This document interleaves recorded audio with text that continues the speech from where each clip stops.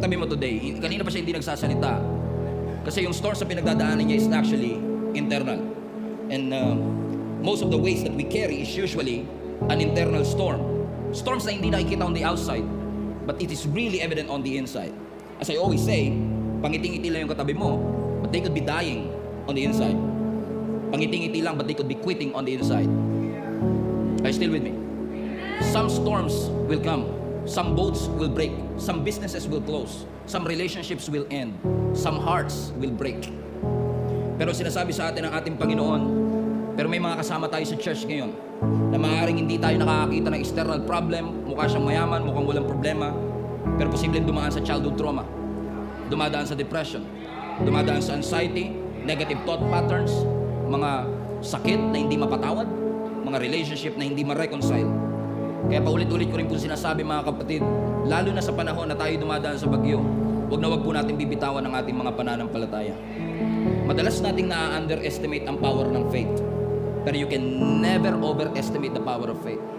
Alam niyo po kung bakit? Kasi yung faith na yan yung core ng relationship natin sa Panginoon. Yung faith natin yan yung critical component ng ating buhay. Sabi nga ng scripture, without faith, it is impossible to please the Lord. So it's very important, especially sa mga panahon na kailangan mo ng tulong, huwag mong bitawan ng Diyos. Tatalikuran ka ng lahat, pero hindi ka tatalikuran ng Panginoon. And you need to fully trust God. At dapat magkaroon tayo ng unshakable trust. Sabi nga ng Psalms 125 verse 1, sabi ng scripture, those who trust in the Lord are like Mount Zion, which cannot be shaken. What an analogy, what a metaphor. Ang sinasabi ng writer ng psalmist, lahat ng tao na nagtitiwala sa ating Panginoong Yesus, ikinukumpara sa isang bundok, Mount Zion, na may malaking parte sa second coming ni Jesus Christ. Those who trust in the Lord are like Mount Zion, which cannot be shaken. Pero ano sabi siya? But endures forever.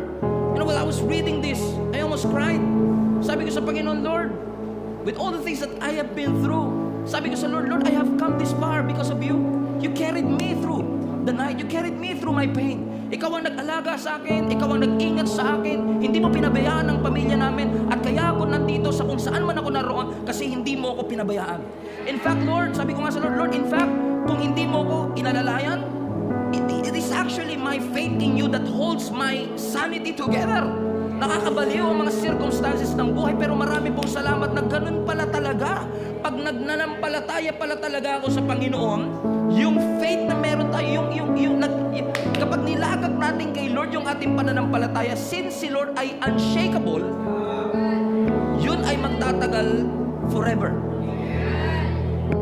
Kaya nga mga kapatid, I want to challenge you, huwag niyong i-allow na yung circumstances ng buhay ninyo will limit your perspective about God.